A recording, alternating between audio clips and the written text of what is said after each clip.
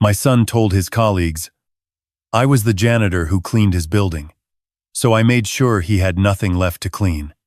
Daniel Park, MD, orthopedic surgeon at Northwestern Memorial, drives a Porsche Cayenne, wears a Rolex that cost more than I paid for my first car, lives rent-free in the 3-bedroom condo I bought in Lincoln Park for $890,000, a place I purchased in cash because I spent 31 years pressing other people's shirts at 6 in the morning. But last April, at his hospital's charity fundraiser, he looked at his department chief and said, "Oh, that's just Mr. Kim. He helps with maintenance around the building." Then he turned his back on me like I was a stranger who had wandered in off the street. I didn't say a word, didn't embarrass him in front of his colleagues, just set down my glass of sparkling water, smiled at the woman standing next to me, and excused myself to the restroom. Then I took out my phone and started making the calls that would take everything he had built on my foundation. My son wasn't always this person. When he was 9 years old, he used to sit on an overturned laundry basket behind the counter of Parks Cleaners on Halsted Street, doing his homework while I ran the steam press. He'd eat the kimbap his mother packed for him and tell me about his day at school, every detail, every teacher, every friend. When customers came in, he'd practice his English on them, proud and earnest, charming people twice his age with questions about their weekends. He wanted to be a doctor from the time he was 12. I remember the exact moment. He'd scraped his knee badly at the park, and the emergency room doctor, a tall black man named Dr. Wallace, had been so calm and kind while cleaning the wound that my son talked about nothing else for 2 weeks. "I want to do that," he told me. "I want to make people feel safe." I worked 16-hour days to make that happen. His mother and I both did. She took on alterations work in the evenings. I added shirt laundry services at 5 in the morning before the regular shop opened. We never took a vacation, not once in 11 years. We drove the same Hyundai until the transmission gave out. We ate at home 7 nights a week, because restaurants were money that belonged to Daniel's future.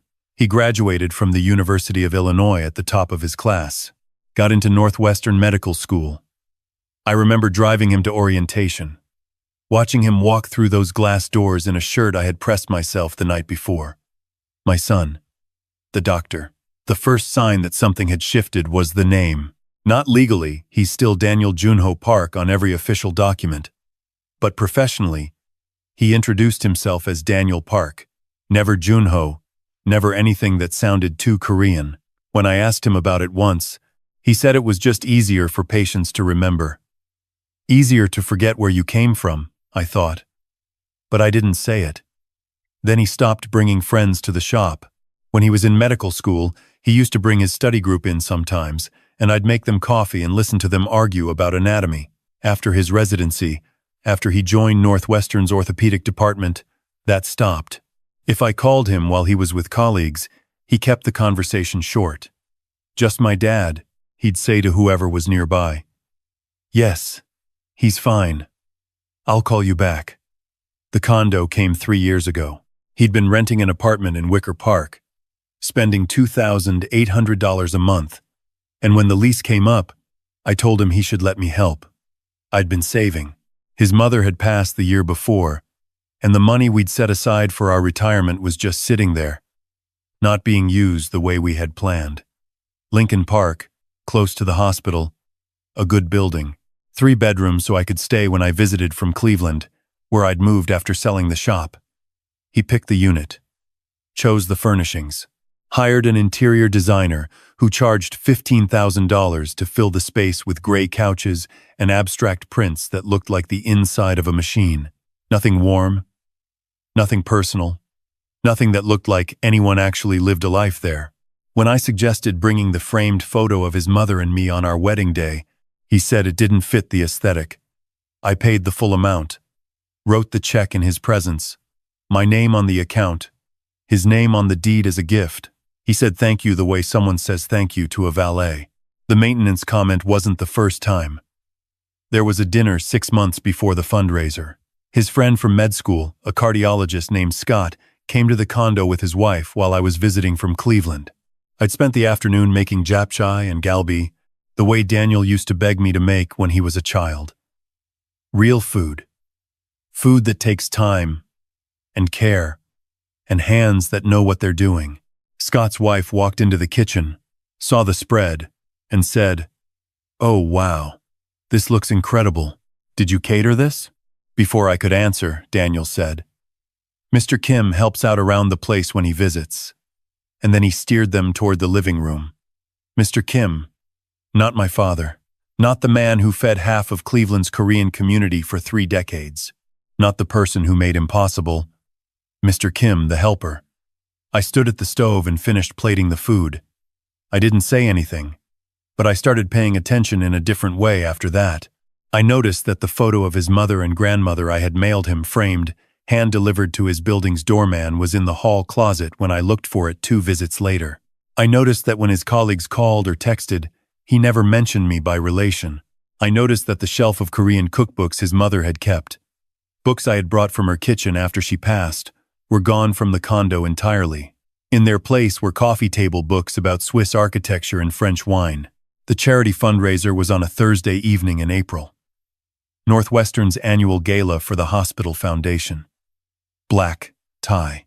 I had driven up from Cleveland, specifically to see Daniel receive a recognition award for his work on a pro bono surgical program he'd helped establish for uninsured patients. I was proud of that. Whatever else was happening, that was genuinely good work, and he had earned it. I wore my best suit. It was 12 years old, but it was well made, and I had kept it perfectly. I know how fabric holds. I pressed it myself in my hotel room the morning of the event. The ballroom was on the 14th floor, floor-to-ceiling windows over the city, Lake Michigan black and glittering in the distance. 400 people in expensive clothes, doctors and donors and board members, the kind of room where business cards carry more weight than handshakes. Daniel's department chief was a man named Dr. Hargrove, 60-something, silver at the temples, the kind of man who had never in his life pressed his own shirt. He was standing with Daniel near the bar when I walked over. Daniel saw me coming, and something shifted behind his eyes, something quick and practiced, the look of a man calculating how to manage a situation.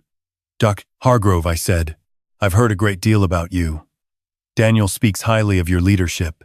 Hargrove extended his hand warmly. "And you must be Daniel's father? He mentioned you might be joining us tonight." I watched my son, watched to see what he would do with that open door. "This is Mr. Kim," Daniel said. "He helps with maintenance around my building. He likes to attend events in the area." Then he turned to flag down a server. "Maintenance around my building." Hargrove looked momentarily confused, glancing between us, clearly sensing something wrong in the geometry of what had just been said. I kept my face perfectly still. 63 years old, and I have learned that the most powerful response to humiliation is stillness. My father taught me that. You do not give people your reaction. You save it. "Lovely event," I said to Hargrove. "Excuse me." I walked to the restroom, stood at the sink for 2 minutes, looked at my reflection in the mirror, thought about my wife, about what she would say. She would say, "Junho, you know who you are. That boy knows who you are too. He just forgot. And forgetting has consequences." I took out my phone. First call was to my accountant in Cleveland, a woman named Patricia Okafor, who had handled my finances for 15 years. I told her I needed to move forward on something we had discussed tentatively 3 months earlier. She said she would have documents ready by Friday. Second call was to my cousin Jaewon in Busan. He answered on the second ring, surprised to hear from me so late his time. I asked him if his children were still interested in coming to America. His eldest daughter, Min-jung, had a nursing degree. His son Tae-young was finishing an engineering degree. His youngest, Sora, was in culinary school. I'd mentioned sponsorship as a possibility once before and let it sit. Jaewon said, "Are you serious, cousin?" "Completely serious," I said. "Start gathering the paperwork."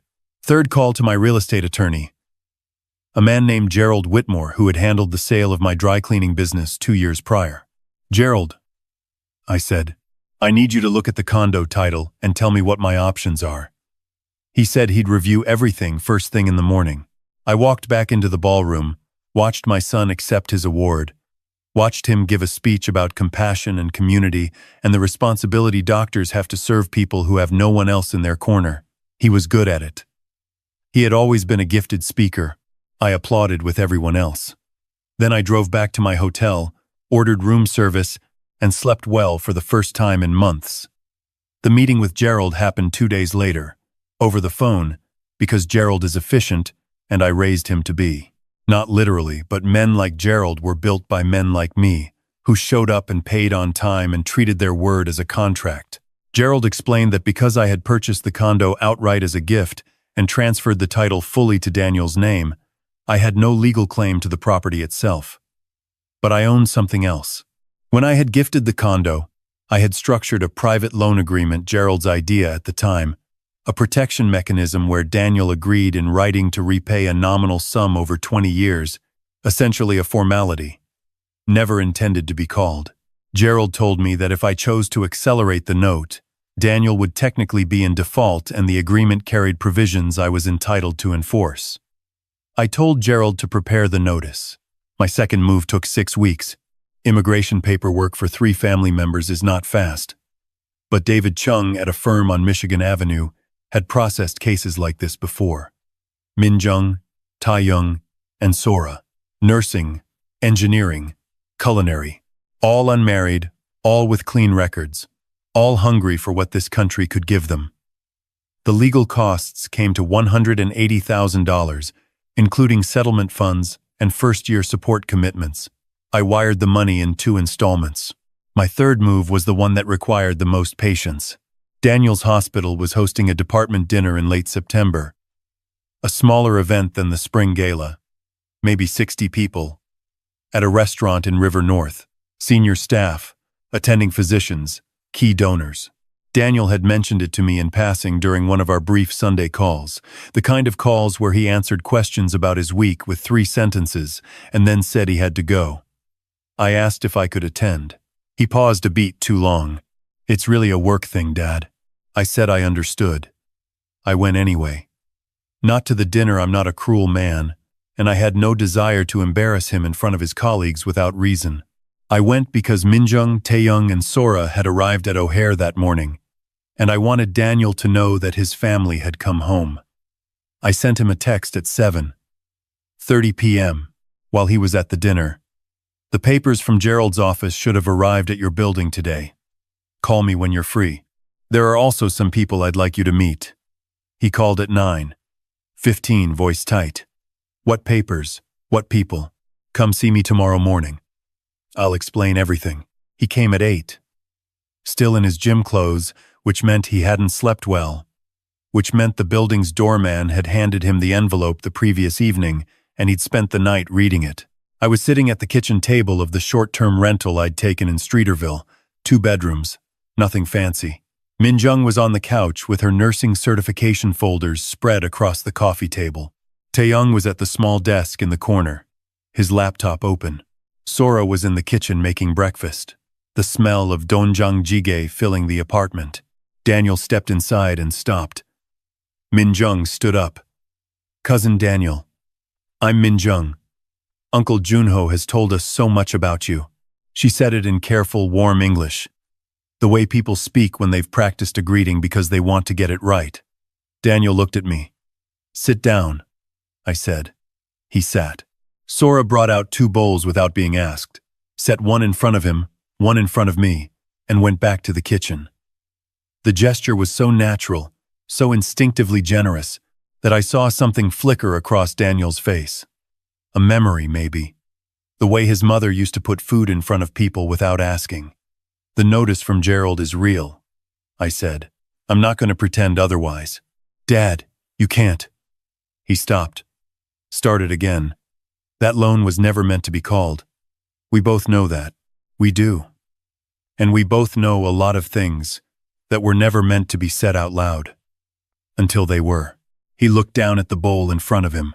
Sora had made the jjigae with the fermented paste his grandmother used to buy from the Korean grocery on Lee Road in Cleveland. The same brand. The same thick, earthy smell that had been in every kitchen I'd ever called home. "The fundraiser," he said quietly. "The fundraiser. The dinner at your friend Scott's visit. The phone calls where you don't say the word father. The cookbooks your mother collected that are no longer on the shelf. I wasn't angry when I said it. I want to be clear about that.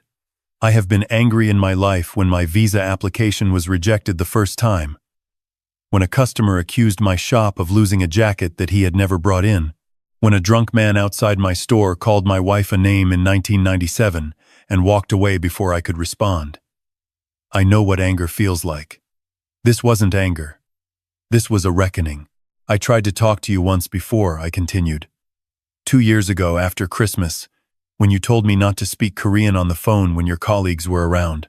I said, "Daniel, this is something we should discuss." You said you were busy. 6 months later, I said it again. You said I was being oversensitive. Dad, I'm not asking for an argument, son. I'm giving you context. I looked at Tae-young and Min-jung and Sora, who were quietly present without intruding, the way people with good manners know how to be. These are your cousins, Jaewon's children, the family your mother cried about every time she looked at photos from Busan. They are here now. I brought them here, with the money your mother and I saved for 31 years. The same money that became the condo.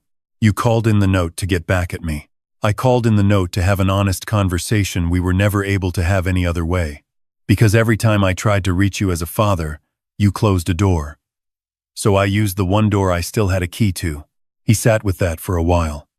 Outside, Chicago was doing what it does in late September. Half golden light and half the threat of winter. Tae-young quietly closed his laptop. Min-jung picked up her folders and moved to the bedroom with a small nod at me, giving us space. "The note," Daniel said finally. "How much time do I have?" Gerald said 90 days is standard. "But that's not the point. And I think you know it. Then what is the point?" I stood up and went to the bag I'd brought from Cleveland. The same duffel I'd traveled with for 20 years. The kind of bag that doesn't impress anyone. I took out a folder and set it on the table between us. Inside was a photograph. His grandfather in Busan, 1961, standing in front of a small restaurant with a handmade sign in Korean. Next to it, a photo of my dry cleaning shop on Halstead Street, opening day, 1993, me in an apron, 27 years old, grinning like a man who had just been handed the world. Next to that, his medical school graduation, the three of us, him, me, his mother, outside the venue, the only photo where all three of us were looking at the camera at the same time. 4 generations of people who built things, I said. Your grandfather built a restaurant in Busan with 12 tables and a borrowed stove. I built a business in a city where nobody knew my name, with a language I learned from library books. You built a surgical practice on a scholarship I co-signed, and a condo I bought outright. The line goes in one direction. He was looking at the photos. I couldn't read his face. Min-jung wants to work in home nursing care. Tae-young has a contact at an engineering firm in Evanston who's agreed to meet with him next week. Sora has an interview at a Korean fusion restaurant in the West Loop that a friend of mine owns. I closed the folder. They know where they come from. They're not ashamed of it. They call me every Sunday and ask real questions and remember what I tell them. Daniel's jaw moved. He was 36 years old and sitting across from me like a man who had walked into a room expecting one conversation and found a different one entirely. I don't know when you decided that your background was something to manage, I said. I don't know if it was residency or the department or the woman you dated for 2 years who never once asked me a question about my life. I don't know what it looks like from inside the life you've built, but I know what it looks like from outside. I am your father. I am the son of a man who cooked for strangers until his hands shook, and the grandson of a man who did the same. That is not a liability. That is a foundation. He didn't speak for a long moment. Sora came out of the kitchen with a plate of rice and set it on the table without comment, went back in, started washing dishes. The ordinary, steady sound of someone taking care of a home. "Is there anything left to fix?" he asked. His voice was different, quieter. The professional composure he wore like a coat had slipped somewhere in the last hour, and underneath it he sounded like a person rather than a presentation. "I don't know," I said. "That depends on you." He picked up a spoon and ate from the bowl in front of him. Not because he was hungry, I think, but because it was there, and someone had made it for him, and he didn't know what else to do with his hands. He ate the whole thing. The 90 days on the notice came and went. Daniel and I negotiated a new arrangement with Gerald, not about the money. I wasn't going to take my sons home from him. That was never the real purpose, but about terms. Honest terms. He agreed, in writing and in practice, to things that should never have required paperwork. That when he introduced me to colleagues, I was his father. That the photo of his mother and grandmother would be returned to the shelf. That he would have dinner with Minjung, Taeyong, and Sora once a month, and that he would come to Cleveland for Chuseok. He kept all of it. Not immediately, and not without difficulty. There were dinners that were quiet and stiff.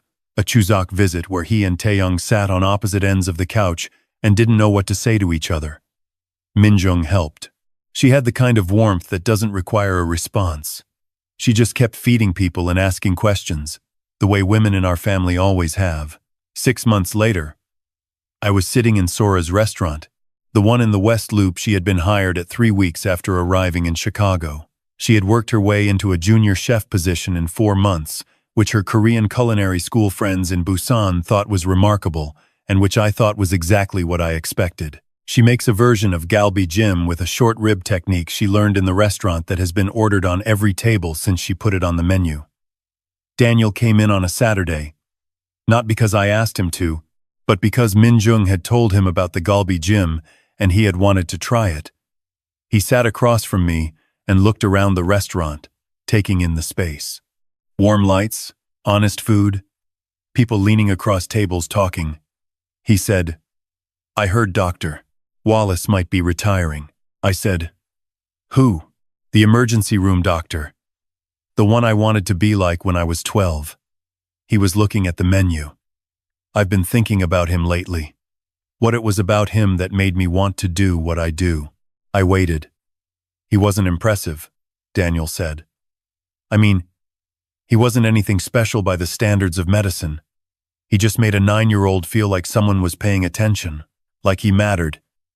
He put the menu down. "I've been thinking about what that requires. Paying attention to someone, thinking they matter, regardless of..." He stopped. I think I lost track of that somewhere. Sora brought out 2 portions of the galbi jjim without being asked. She set them down and said, "Uncle told me you were coming. I made extra." Daniel looked up at her. She pointed at the bowl. "Eat. It's better hot." He laughed. It was a real laugh. Short and surprised. The kind that escapes before a person can manage it. He sounded like he was 9 years old, sitting on a laundry basket on Halsted Street, laughing at something a customer said. I heard my wife in that sound. He doesn't call me every Sunday yet, but he calls. The conversations last longer than 3 sentences now. He asked me last month to tell him something about his grandfather, something he didn't know, and I talked for 40 minutes, and he didn't check his phone once. I pressed his coat before he left that Saturday evening. Old habit. He handed it to me at the door, and I ran my hands over the collar and shoulders the way I have done 10,000 times, checking for anything missed, making sure what he wore into the world was as good as it could be. He noticed. He watched my hands move over the fabric, and he didn't say anything, but he stood still and let me finish. That's the thing about learning where you come from. It doesn't arrive all at once. It comes back slowly, the way the smell of a kitchen fills a house gradually, room by room, until you can't remember a time when it wasn't there. Minjung passed her nursing licensing exam on the first attempt. Taeyong got the position in Evanston and has already been recommended for a project lead. Sora is saving money to open her own place, something small, something she can build herself. She wants to call it Halmoni, the Korean word for grandmother. When she told me the name, I had to leave the room for a moment. Just for a moment. I am 63 years old. I pressed shirts for 31 years in a shop that smelled like starch and steam and the particular satisfaction of work done well. My wife is gone. My son is finding his way back to something he almost lost permanently. My cousin's children are building lives in a city that didn't know their names 8 months ago. My father used to say that a man's legacy is not in what he accumulates. It's in what he refuses to let disappear. I have held on to that my entire life. Some days it cost me everything. Most days it was the only thing that made anything else possible. The Galbi gym was excellent. I told Sora so, and she accepted the compliment the way our family accepts. Compliments with a small wave of the hand that means, "Of course it was. But thank you for noticing." Daniel had 2 portions.